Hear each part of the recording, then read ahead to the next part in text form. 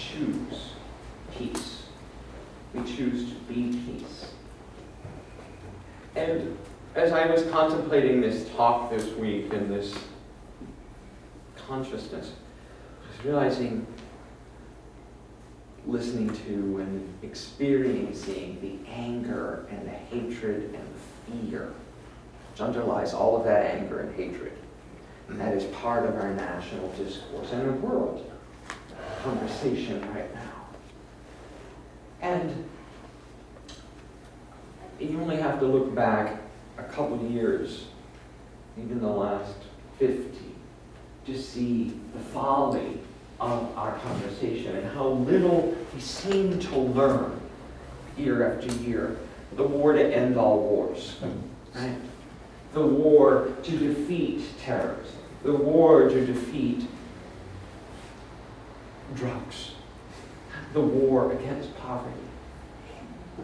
Well, we know this as Unity teachers and as Unity students, truth students. We know that when you bring the consciousness of war, of battle, to any situation, you only create more of what you don't want. And I watch myself as I watch the people saying we need to defeat, we need to bring war, we need to kill all the terrorists. And I watch myself saying, boy, are they wrong. Boy, are they bad. And I realize I am bringing the same energy of war, the same energy of judgment, the same energy of non-peace to my condemnation of them. And this cycle goes on and on and on. Nothing has changed.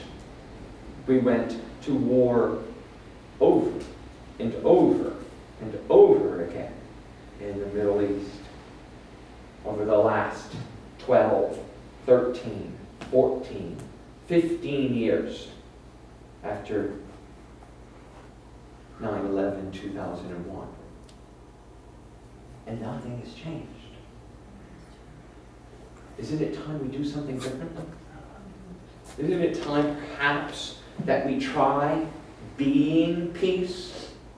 That we try living that consciousness of peace and understanding so that we can be, as Gandhi put it, the change in the world? This is not a passive position. To choose to be peace in the face of terror, in the face of evil, in the face of violence, in the face of hatred. To be peace, to be love in those situations takes a spine and a strength and a determination that will test everything you know. It takes muscle that needs to be developed over time, over a life's work. But to stand firm in our resolution to light the candle for peace, for serenity, for tranquility, and to call for understanding rather than condemnation has to start within us.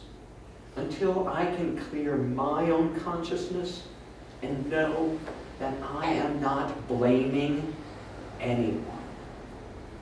Not our politicians, not our corporations, not the military-industrial complex, not the terrorists, not... Because terrorists is a way of labeling them that dehumanizes them so that we can kill them. Right? Let's call it what it is. Rather than calling them a person, a human being, we give them a label that separates them from us. And I don't have, and I don't want to have, the political answers here. Let me be real clear.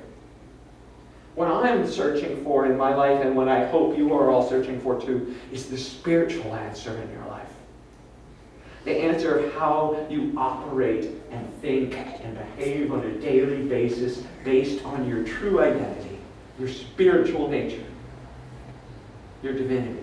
And each and every one of you in here will have an absolutely different solution, reaction, experience, and we need them all.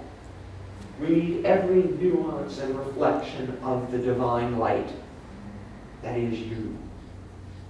Just like we just blessed Roma as the perfect expression. Each and every one of you are the perfect expression of that light.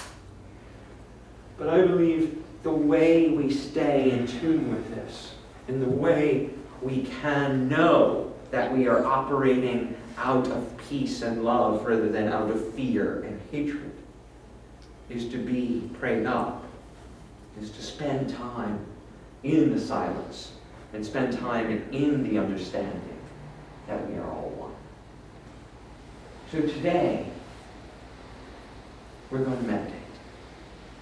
We're going to sit in the silence, and we're going to let all the thoughts wash over us, all the fears, all the prejudices, all the anxiety, and give it over to God, so that we let the faith wash over us as well.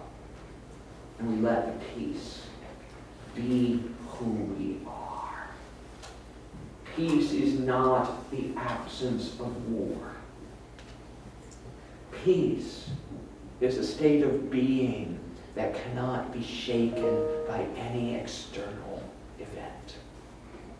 Peace that passes all understanding comes from deep within your soul.